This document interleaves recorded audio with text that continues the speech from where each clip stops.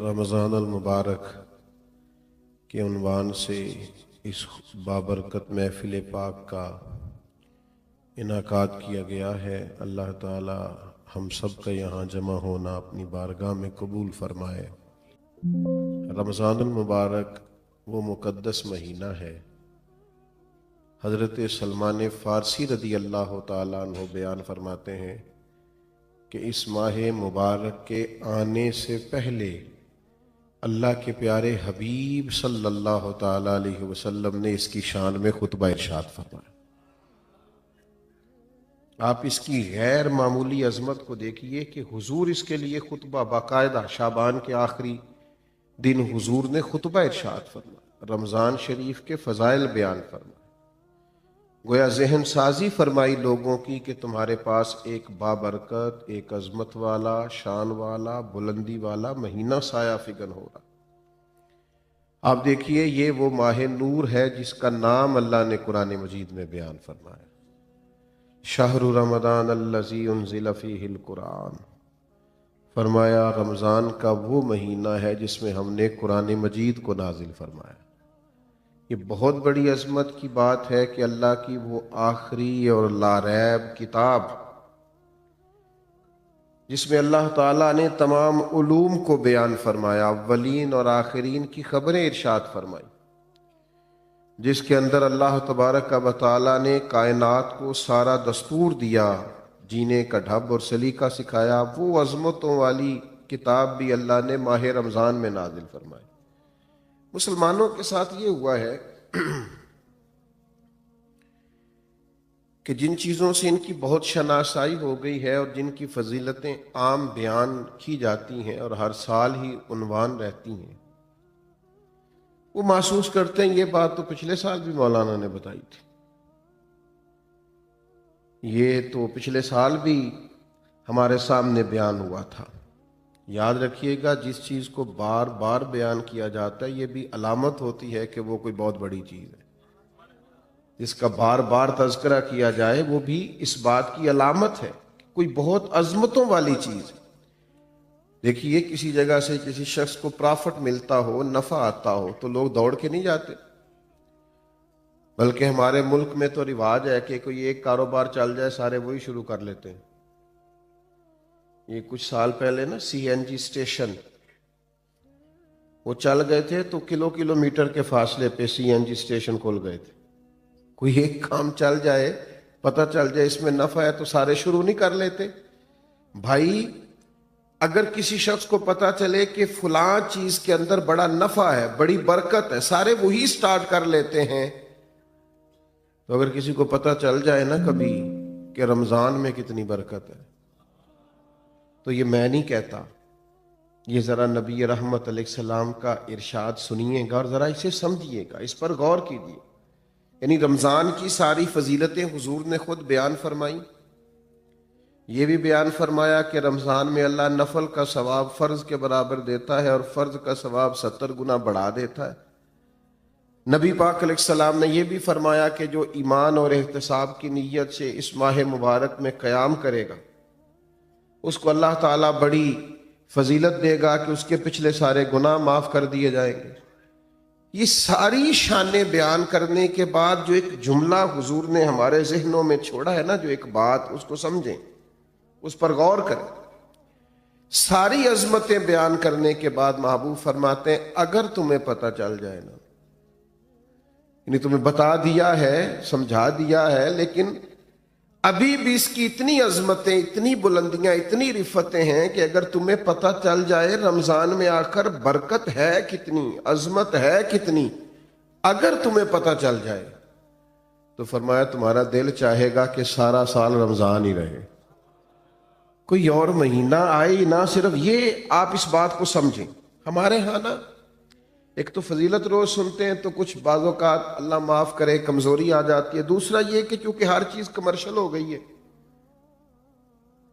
ہر چیز، تو رمضان میں بھی لوگ دیکھتے ہیں کہ کون سا نیا کاروبار کس طرح چلانا ہے اور کون سی چیز کتنی مہنگی کرنی ہے اور کس معاملے میں اب ذرا ہم نے تھوڑی سی تیزی دکھانی ہے۔ خدا کے بندو یہ تو عبادت کا مہینہ ہے، تو اللہ کو راضی کرنے کا مہینہ ہے۔ آپ یہاں بھی دیکھ رہے ہیں کہ اب مثلا کون سی چیز زیادہ بکے گی تو وہ میں پہلے سے سٹاک کر لوں گا تو کیا بنے گا، اور رمضان میں وہ میں کیسے بیچ سکتا ہوں اور کیا خرید سکتا ہوں۔ جہاں آسانی کرنی چاہیے تھی وہاں بھی لوگ سمجھ سے بالا تر کام کرنا شروع کر دیتے۔ تو اس ماہ مقدس میں، اس ماہ نور و سرور میں تو زیادہ سے زیادہ عبادت کرنی تھی اور اللہ کے بندوں کو آسانی دینی تھی، لیکن لوگ توجہ ہی نہیں کرتے، غور ہی نہیں کرتے۔ تیسری بات جو اس ماہ مقدس میں ہمیں بڑی سمجھنی چاہیے، ایک تو فضائل پر غور کرنا چاہیے، دوسرا اس کو کسی صورت بھی کمرشل نہیں بنانا چاہیے کہ اب بھلا میں اس میں کیا کما سکتا ہوں، کیا لے سکتا ہوں، کیا پرافٹ آ سکتا ہے۔ یہ معاملہ تھوڑا سا نا تکلیف کا باعث بنتا ہے۔ بعض اوقات آزمائش ہوتی ہے کہ یار ہم ہر چیز کوئی اب اس طرح کا بنا لیں گے۔ تیسری بات بنیادی رمضان شریف میں جس سے پالا پڑتا ہے اور جو سمجھنے کے لائق ہے، رمضان میں آخرت کی تیاری کرنا زیادہ ضروری ہے۔ یہ ایک خاص بات ہے جو ہمارے اندر عام ہو گئی ہے، اس پر آپ نے توجہ کرنی ہے۔ رمضان میں آخرت کی تیاری کرنی، اور ہر عشرے کی اپنی فضیلت ہے، آخری عشرے میں سب سے زیادہ آخرت کی تیاری کرنی۔ ہم نے رمضان میں آخرت کی تیاری کرنی تھی، ہم سارا رمضان عید کی تیاری کرتے رہتے ہیں۔ کئی دن گزر جاتے ہیں بازاروں میں کپڑے خریدتے، پھر کئی دن گزر جاتے ہیں ڈیزائن پسند کرتے کہ سلوانا کون سا ہے، پھر یہ کہ 3 دفعہ گیا جوتا لینے۔ آپ نے سارا رمضان عید کی تیاری پہ لگا دی۔ ضرور نئے کپڑے خریدیں، ضرور نئے جوتے خریدیں، ضرور آپ اجلا لباس پہنیں، لیکن رمضان تو آخرت کی تیاری کے لیے۔ اگر آپ کا سارا وقت بازار میں گزر گیا تو آپ نے اس سے کیا حاصل کیا؟ چاہیے تو یہ تھا کہ کپڑے یہ رمضان سے پہلے خرید لیے جاتے، سلوا لیے جاتے۔ اب تو موسم کا بھی پتہ چل جاتا ہے کن دنوں میں کیسا ہوگا۔ اب تو یہ بھی کسی حد تک آسانیاں ہیں۔ رمضان المبارک سے پہلے سارے لین دین کر لیے جاتے۔ بزرگوں کی، صحابہ کی ایک بڑی تعداد تھی جو مہینہ مسجد میں گزارتے تھے رمضان۔ کہتے تھے وقت ضائع نہیں کرنا، پتہ نہیں دوبارہ ہاتھ آئے کہ نہ آئے، اس کو ضائع نہیں کرنا۔ تو میرے بھائی ان 3 چیزوں پر سب سے زیادہ سب سے پہلے اہمیت دیں کہ جو فضائل ہیں ان کو ذہن میں بٹھائیں کہ شان کتنی۔ دوسرا کوئی کمرشل، میں بعض اوقات بڑی تکلیف محسوس کرتا ہوں جب میں اپنے حج اور عمروں کو کمرشل بنا ہوا دیکھتا ہوں نا، تو میں سوچتا ہوں کہ کن کن چیزوں کی ہم نے دکانیں ڈالنی۔ ضرور آپ اس سے جس حد تک ہو سکے آپ کام کریں، لیکن یہ کہ آپ نے ہر چیز کو بیچنا خریدنا شروع کر دیا ہے۔ یہی حال رمضان کے ساتھ ہوتا ہے۔ بہت سارے معاملات میں ہم دیکھتے ہیں کہ کمرشلزم بڑا عروج پہ، اور تیسری بات یہ کہ سارا ٹائم نئے نئے ملبوسات خریدنے میں ضائع کر دیتے ہیں۔ تو 3 باتیں تو یہ سمجھیں۔ پھر 3 عبادات ہیں رمضان کی۔ پہلے تو روزہ رکھنا ہے، اور روزہ اس طرح رکھنا ہے کہ روزہ صرف پیٹ کا نہ ہو، تھوڑا زبان کا بھی ہو۔ حضور نے فرمایا تم سے کوئی لڑنا جھگڑنا چاہے تو اسے کہہ دو میں نے روزہ رکھا ہوا ہے۔ فرمایا جس نے جھوٹ بولنا نہیں چھوڑا، غیبت نہیں چھوڑی، اس کے بھوکا پیاسا رہنے کی اللہ کو کوئی ضرورت نہیں ہے۔ آپ یہ پابندی کر کے دیکھیں۔ روزہ تقوی کا سبق اور درس دیتا ہے۔ تھوڑا اپنے آپ کو پابند کریں کہ رمضان المبارک کا ماہ نور ہے، میں نے جھوٹ زبان سے نکالنا ہی نہیں، میں نے کوئی خلاف واقعہ بات نہیں کرنی، کچھ بھی ہو جائے مجھے زیادہ گفتگو ہی نہیں کرنی چونکہ میں روزہ دار ہوں۔ حضور علیہ السلام کی بارگاہ میں خواتین حاضر ہوئی تھیں، تو انہوں نے کہا کہ ہم نے روزہ رکھا ہوا ہے۔ تو محبوب نے فرمایا یہاں قے تو کرو۔ تو قے کی تو گوشت کے لوتھڑے اور بوٹیاں ان کے حلق سے نکلیں۔ تو کریم فرمانے لگے تم نے وہاں بیٹھ کے غیبت نہیں کی؟ تو حالت روزہ میں تم نے مردہ بھائی کا گوشت نہیں کھایا؟ تم نے غیبت نہیں کی؟ تو بھئی آپ نے رب روزہ رکھنا ہے تو پھر تھوڑا سا اپنے آپ کو سمجھانا ہے۔ کوئی جھوٹ نہیں، کوئی غیبت نہیں، کوئی بدی نہیں، کوئی بددیانتی نہیں، کوئی بد نظری نہیں، کوئی بے حیائی نہیں۔ رمضان المبارک کا چاند طلوع ہوتے ہی اب اپنے آپ کو پورے طور پر کنٹرول کریں۔ رمضان محتاط رہنے کا مہینہ ہے، اس میں تھوڑی سی احتیاط کریں۔ اس میں تھوڑا سا غور کریں. اور اب تو الزام بھی کسی پہ نہیں دے سکتے کہ فلانے نے کرایا، شیطان تو ویسے ہی قید ہوتا ہے. اب تو اس کا نام لے کے جان بھی نہیں چھوٹے گی، وہ تو قید میں ہے. اب تو اپنے آپ پر پابندی ہی لگانی ہے. اب تو یہ کہ کنٹرول کرنا ہے. تو پہلی بات یہ کہ روزے کو بڑے حسن کے ساتھ ادا کریں، بڑی پاکیزگی کے ساتھ. روزہ بڑی نعمت ہے. آپ یقین کریں، روزہ رکھا ہوا ہوتا ہے نا انسان نے، تو عجیب سی وہ روحانیت محسوس کرتا ہے. روزہ عقیدہ توحید کا بہت بڑا اظہار ہے. پتہ چلتا ہے کہ یہ بندہ رب کو ماننے والا ہے. کیوں کہ آپ گھر کے اندر اکیلے ہیں اور دروازے سارے بند ہیں اور کھانے کو ہر چیز پڑی ہے، تو کیوں نہیں کھا رہے آپ چوری لوگوں سے؟ بہت ساری عبادات میں لوگ معاذ اللہ دکھاوا نہیں کر لیتے. ہر چیز موجود ہے گھر میں، فریزر بھرا ہوا ہے انواع و اقسام کی چیزوں سے. کیوں نہیں کھا رہے؟ اس لیے نہیں کھا رہے کہ میرا رب مجھے دیکھ رہا ہے.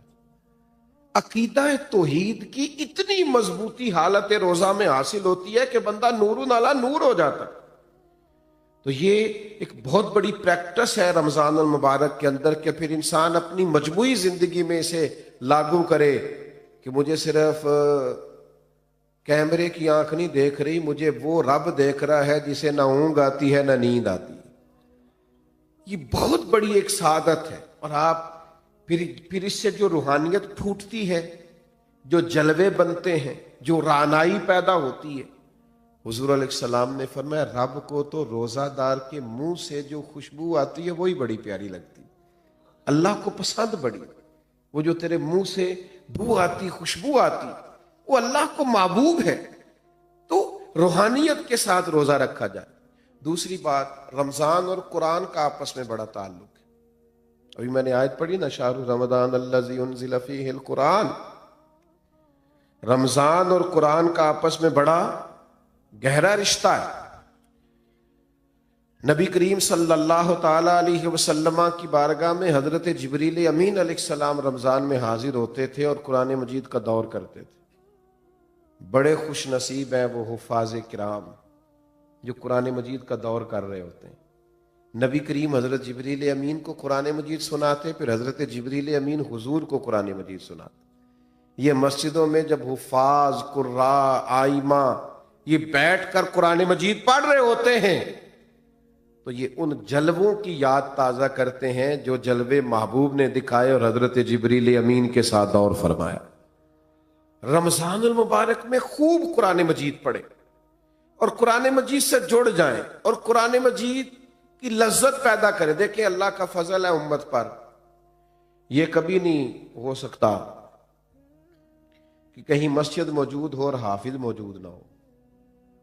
یہ تو ہو سکتا ہے کہ کسی حافظ کو مسجد نہ ملے اور وہ رہ جائے، اس دفعہ قرآن مجید نہیں سنا سکا. یہ نہیں ہو سکتا کہ کسی مسجد والوں کو حافظ نہیں ملا اور وہ قرآن مجید نہیں سن سکے. یہ ممکن ہے. لوگ کہتے ہیں علماء کیا کر رہے ہیں، تو میں نے کہا ہے رمضان دیکھ لو نا کیا کر رہے ہیں. ہمارے مدارس نے اللہ کے فضل سے اتنے حفاظ بنا دیے کہ اب ہر معاملے میں آپ کو کہیں کمی نظر آ سکتی ہے، یہاں نہیں آئے گی اللہ کے فضل سے. نہ کبھی آپ یہ کہیں گے کہ آج مسجد میں جمعہ نہیں ہوا چونکہ جمعہ پڑھانے والا کوئی نہیں تھا. یہ اللہ نے امت پر فضل فرمایا، اہلیان پاکستان پر فضل فرمایا. تو قرآن مجید کے حافظ بھی ہیں، قاری بھی ہیں، عالم بھی ہیں، ترجمہ کرنے والے، تفسیر کرنے والے بھی موجود ہیں. اب ضرورت ان لوگوں کی ہے جو قرآن مجید سے محبت کریں. محفلوں میں رک کے آتے ہیں نا، فلانی نعت سناؤ نعت خاں کو، بڑی اچھی بات ہے، بھیجا کریں. لیکن کبھی کبھی نا یہ بھی رکا بھیجا کریں کہ دل بڑا کر رہا ہے سورہ رحمان سنائیں. اب ہلکے ہلکے بولیں آپ. اور کچھ نے تو صرف گھورا ہی ہے مجھے. بھائی رکا آتا ہے نا جی فلانی نعت بڑی پسند ہے، تو بھائی ایک رکا لکھ کے بھیجو نا، جناب سورہ ملک بڑی پسند ہے ذرا سنائی جائے.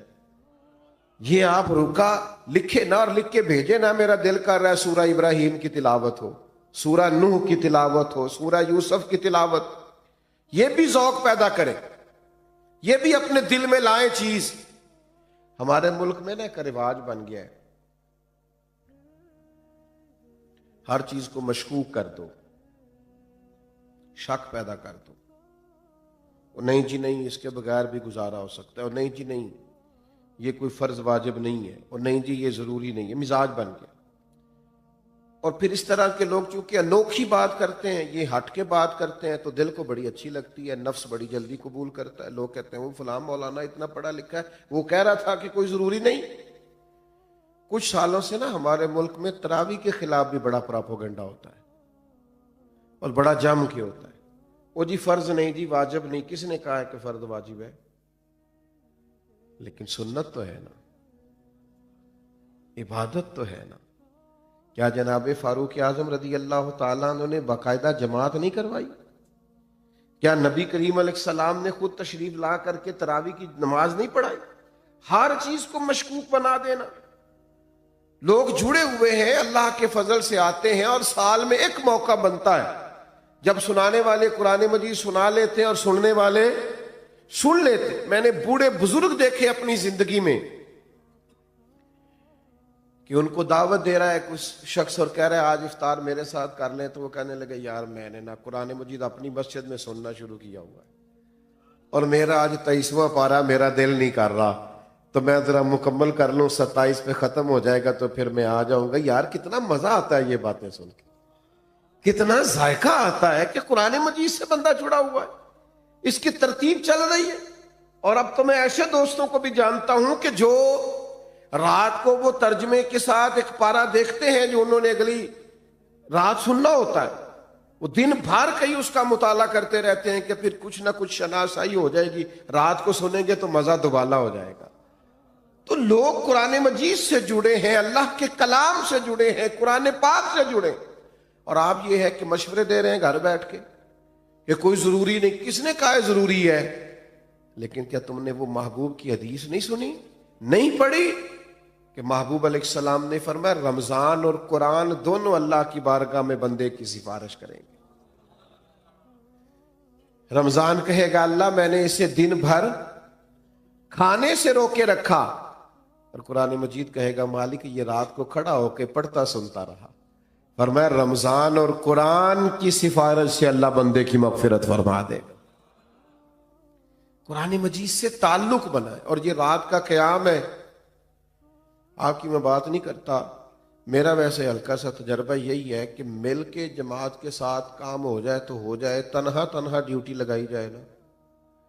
کچھ دوست ایسے ہیں وہ تراویح جماعت سے پڑھ لیں تو پڑھ لیں، رہ جائیں تو سستی ہو جاتی ہے۔ صحیح کہہ رہا ہوں؟ یہ اہتمام کے ساتھ ہو جائے تو ہو جائے، ورنہ بہت ساری جگہوں پہ سستی رہ جاتی۔ تو رات کے قیام کا اہتمام کریں۔ نبی پاک علیہ الصلوۃ والسلام نے فرمایا جس شخص نے رمضان المبارک میں احتساب کی نیت کے ساتھ قیام کیا اور ایمان کے ساتھ قیام کیا، اللہ اس کے پچھلے سارے گناہ معاف فرما دے۔ اور ایک اور چھوٹا سا مشورہ بھی آپ کو دینا ہے، آگے پیچھے تو بڑا مشکل ہوتا ہے سحری میں اٹھنا، تو رمضان میں تو اٹھنا ہی اٹھنا ہے نا۔ ایسا نہ کریں کہ جب صبح اٹھیں تو 10 منٹ پہلے اٹھیں، 4 رکعتیں تہجد کی بھی پڑھیں۔ اٹھنا تو ہے، تو کیا سعادت ہے۔ ایک روایت میں فرمایا کہ ہر نیکی پر تو ثواب ہوتا ہے نا، فرمایا جب نوجوان اٹھ کے سویرے تہجد پڑھتا ہے تو رب اسے دیکھ کے مسکراتا ہے جو اس کی شان کے لائق۔ کتنی عظمت کی بات۔ آپ صبح 10-15 منٹ پہلے اٹھیں، 4 رکعتیں، 6 رکعتیں، 8 رکعتیں، 12 رکعتیں تہجد کی پڑھیں، اس کے بعد پھر آگے چلیں۔ تو ایک تو روزہ اہتمام سے، اور دوسرا قرآن مجید سے تعلق، نوافل سے تعلق، تھوڑا سا نا مطلب انسان وقت نکالے، عبادات میں رہے۔ سارا سال ہم خبریں سنتے ہیں ٹی وی پہ اور موبائل پہ، تو انقلاب آ گیا پھر خبریں سننے سے۔ اگر کوئی ملک تبصروں سے ٹھیک ہوتا نا تو سب سے پہلے پاکستان ٹھیک ہونا تھا، اس لیے کہ جتنے تبصرے ہمارے ملک میں ہوتے ہیں کسی اور جگہ بڑے تبصرے، ہر آدمی کی جیب میں موبائل ہے اور ہر بندہ ہی صحافی ہے، ہر ایک کے پاس یہ اندر کی خبر ہے اور سارے تبصرے کر رہے ہیں۔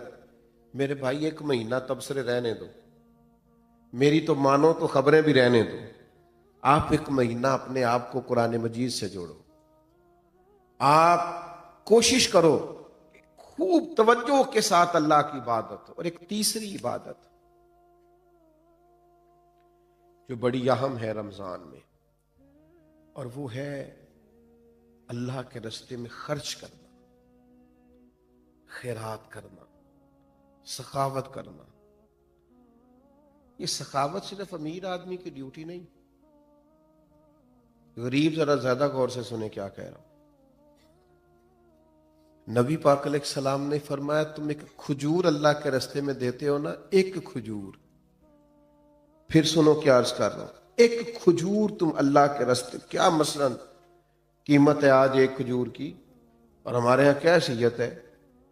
فرمایا ایک کھجور جب تم اخلاص کے ساتھ اللہ کے راستے میں دیتے ہو، اللہ تبارک و تعالیٰ اسے قبول فرما کے اپنے سیدھے دست مبارک میں لیتا ہے جو اس کی شان کے لائق ہے، اور فرمایا تمہاری اس ایک کھجور کی اللہ نشو و نما کرتا ہے، اسے پالتا ہے، بڑا کرتا ہے۔ فرمایا وہ ایک کھجور اللہ تعالیٰ پہاڑ کے برابر کر دیتا ہے۔ اور ایک یہاں تو ایک کھجور کی بات ہے نا، ایک حدیث میں حضور نے فرمایا دوزخ سے بچ جاؤ، چاہے کھجور کا ایک ٹکڑا صدقہ کر کے بچ جاؤ، لیکن دوزخ سے بچ جاؤ۔ کچھ خیرات، کچھ صدقات اس کا مزاج پیدا کرے۔ اور ہمیں تو دین نے یہاں تک کہا ہے، سخاوت یہاں سے شروع کرنے کا فرمایا کہ گوشت بناؤ تو شوربہ زیادہ کر لیا کرو، پڑوسیوں کو بھی شامل کر لو۔ نبی کریم علیہ السلام نے فرمایا شوربہ ذرا زیادہ کر لو اور پڑوسیوں کو شامل کر لو۔ کچھ لوگ سخاوت کا مزاج نہیں رکھتے، وہ کہتے ہیں میں خود بڑا غریب ہوں۔ او بھائی بانٹنے کا مزاج تو بنائے، اللہ عطا بھی کرے گا۔ 2 آدمیوں کا کھانا 3 آدمی کھا سکتے ہیں، 3 کا 4 آدمی کھا سکتے ہیں۔ ہم نے دیہاتوں میں وہ بزرگ بھی دیکھے جو صرف اپنی پکی ہوئی افطار لے کے مسجد میں چلے جاتے تھے، کہتے تھے شاید کو مسافر بھی آ جائے تو میں شامل کر لوں گا۔ صرف اپنے لیے جو افطار کا سامان تھا اسی کو ذرا بڑھا کے لے جاتے کہ مسجد میں جا کے کھولتا ہوں روزہ، شاید وہاں مجھے کوئی مسافر مل جائے۔ سخاوت مال سے ہوتی نہیں، اگر بندے کا دل بڑا نہ ہو تو، صرف پیسوں سے نہیں ہوتی اگر ظرف بڑا نہ ہو تو۔ اور بندہ غنی ہمیشہ دل کا ہوتا ہے۔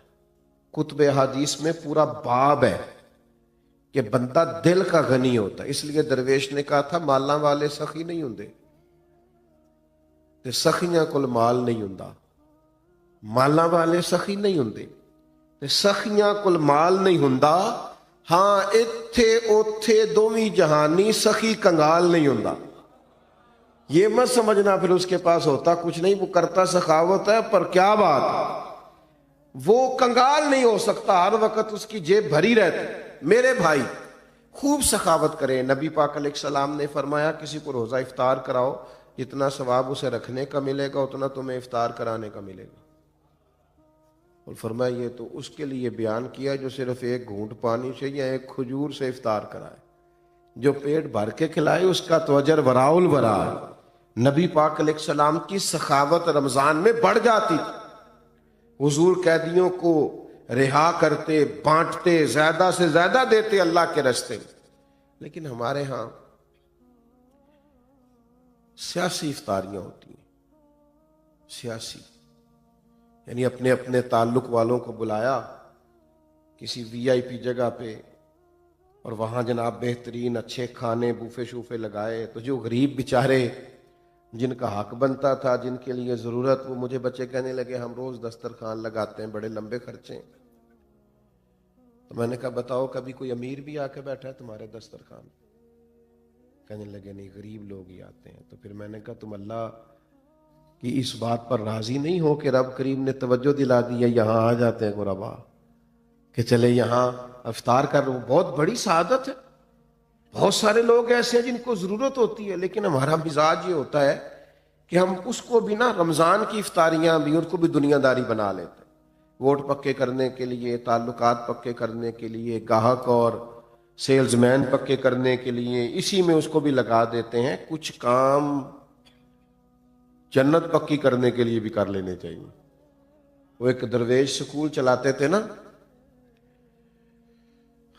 تو وہ جو بچہ بھی آ کے منت کرتا نا، ان کا وہ کلرک جو تھا، جو ایڈمن کا آدمی داخلہ کرتا تھا، تو فیس رکھی ہوئی تھی داخلے کی، تو وہ اس کے پاس لوگ جاتے، وہ فیس بتاتا تو وہ آ کے ان سے کہتا جناب وہ فیس مانگ رہے، کہتے اس کو فری داخل کر لو، غریب ہے، 2 بھی داخل کیے، 4 بھی کیے، 6 بھی کیے، وہ درجنوں روزانہ فری داخل ہونے لگے۔ تو وہ اس کا جو اس نے ملازم رکھا تھا کلرک اٹھ کے آیا، کہنے لگا صاحب آپ سارے بچے فری داخل کر رہے ہیں، اس طرح کاروبار تو نہیں نہ چلتے، اس طرح کام تو نہیں نہ چلتے۔ تو اس نے کہا تمہیں کس نے کہا ہے میں کاروبار کر رہا ہوں؟ کہا پھر آپ کیا کر رہے ہیں؟ کہنے لگے میں اپنے جنازے کے بندے پکے کر رہا ہوں، میں اپنے جنازے کے،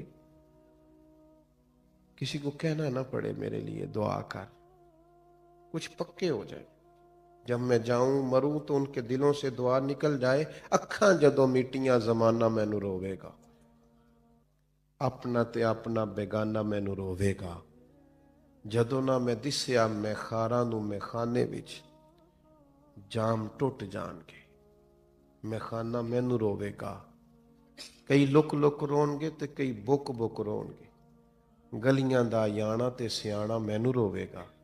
او بھائی آپ کچھ ایسا تو کریں کہ کچھ جنت بھی پکی ہو، کچھ جنازے کے بندے بھی پکے ہوں۔ ساری دنی رمضان میں بھی افطار کرانے لگے تو وہی آپ نے پکے کر لیے اپنے ووٹر سپورٹر اور سیلز مین اور گاہک، کس چکر میں پڑ گئے؟ تو میں کہہ رہا تھا کہ ہر چیز کو کمرشل نہ بنائے، یہ ماہ نور و سرور رمضان المبارک، اس میں پوری تیاری کے ساتھ داخل ہوں، پورے حسن ظن کے ساتھ داخل ہوں، ساری برکات اس کی سمیٹنے کی کوشش کریں۔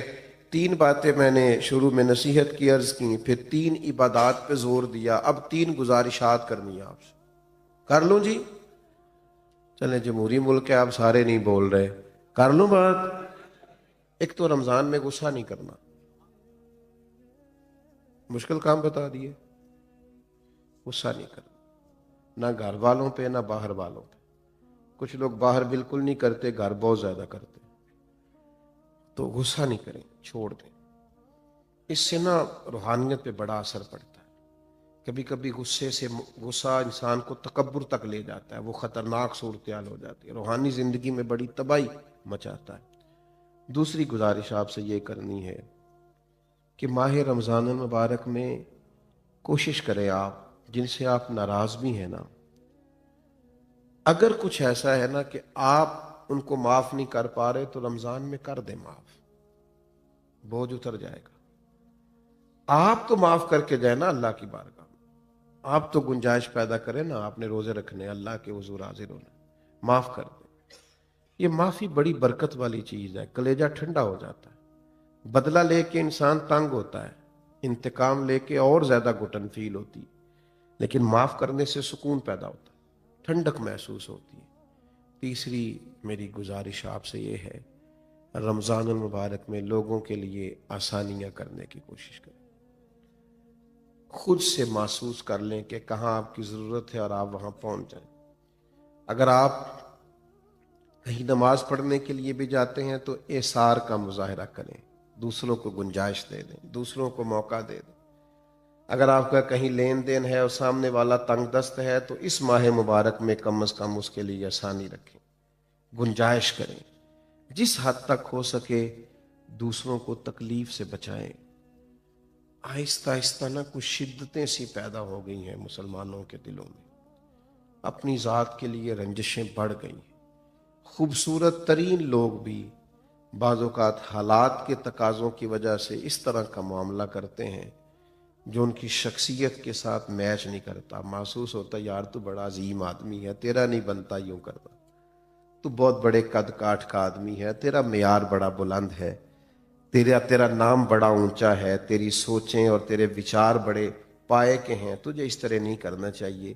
رمضان شریف بہت بڑی تربیت کا ماہ مبارک، کوشش فرمائیں اس میں کہ آپ درگزر سے کام لیں، آپ آسانی کریں، آپ کوشش کریں کہ کسی شخص پر بوجھ نہ بنے۔ میں تراویح پڑھنے کے لیے لوگ آیا کرتے تھے تو ایک دفعہ حافظ صاحب سے نا کچھ ان کو مشابہ زیادہ لگے سنانے میں، تو ایک دوست کہنے لگے کہ میں نے ان سے بات کرنی ہے، میں نے کہا آج نہ کرنا۔ کہنے لگے کیا مطلب؟ میں نے کہا آج آپ نے بات نہیں کرنی، اس لیے کہ وہ پہلے خود بڑے ڈسٹرب ہیں، وہ جو زیادہ لگے ہیں نا ان کو درمیان میں جا کے، وہ پچھلوں کی انہوں نے ٹینشن لی ہے، کہ میں تو اتنا یاد کیتا سی یہ کی بڑے ہیں، تو آپ کو نہیں پتا تو بوجھ کیوں بنے ہم کسی کی طبیعت پہ؟ تو آج نہ سارے ان کو شاباش دے کے گزر جاتے ہیں، تو کل بات کریں گے، تو اللہ نے فضل کیا کل ایسا ہوا ہی کچھ نہیں۔ تو ہم بعض اوقات اتنا پریشرائز کر دیتے ہیں بعض چیزوں کو کہ جب کوئی بندہ پریشر میں آ کے کوئی کام کرتا ہے تو صحیح بھی کرنا ہونا تو اسے غلط ہو جاتا ہے۔ تو تھوڑی گنجائش دینی ہے لوگوں کے لیے، آسانی کرنی ہے، کہیں بس اسٹاپ پہ، کہیں خریداری کے لیے جائیں، کسی جگہ بھی تھوڑی گنجائش دیں کہ جناب آپ پہلے کر لیں، میں انشاءاللہ کر لوں گا، میرے پاس وقت ہے، ٹائم ہے۔ تھوڑا سا حوصلہ بڑا کر کے جئیں، جینے میں مزہ آئے گا، لطف اور سرور حاصل ہوگا۔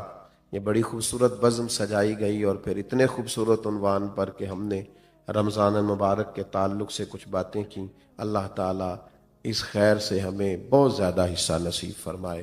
اللہم صلی علی سیدنا و مولانا محمد معدن الجود والکرم وآلہ وبارک وسلم۔ اللہ ہمارا مل بیٹھنا اپنی بارگاہ میں قبول فرما۔ اللہ تعالیٰ اس کی برکت سے ہمارے گناہوں کو معاف فرما دے، ہمارے گناہوں کو معاف فرما دے، ہماری غلطیوں سے درگزر فرما، ہمارے علم کو نافع فرما، ہمارے اعمال کو صالح فرما، اخلاص کی نعمت عطا فرما، للہیت عطا فرما، سجدوں کا ذوق عطا فرما، عبادتوں کا شوق عطا فرما، تلاوتوں کی لذت عطا فرما۔ اللہ تعالیٰ بیماروں کو شفا عطا کر دے، مقروضوں کو قرض کے بوجھ سے رہا کر دے، تنگ دستوں کے رزق میں وسعت پیدا فرما دے۔ کریم مالک، جن دوستوں نے یہ بزم سجائی ہے انہیں بہترین صلہ عطا فرما۔ قرب و جوار سے یا دور دراز سے جتنے بھی دوست تشریف لائے، اللہ تعالیٰ سب کو اپنی بارگاہ رحمت سے جزائے خیر عطا فرما، اجر عظیم عطا فرما، امت کی خیر فرما، عالم اسلام کی خیر فرما۔